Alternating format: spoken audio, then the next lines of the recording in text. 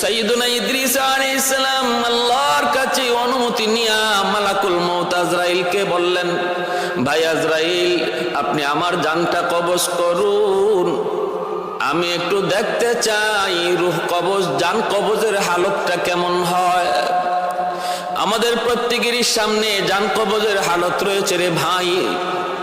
এমন কোন প্রাণী নাই যে প্রাণী মৌতের স্বাদ গ্রহণ করবে না।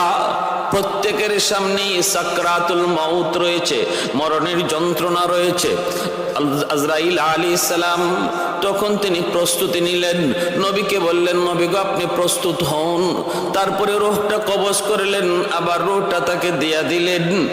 এরপরে আজরাইল আলাইহিস সালাম বলতেছেন, আল্লাহর পয়গম্বর বলুন তো আপনার কাছে কেমন লাগলো, জান কবজটা কেমন লাগলো, কেমন বুঝলেন? সাইয়্যিদুনা ইদ্রিস আলাইহিস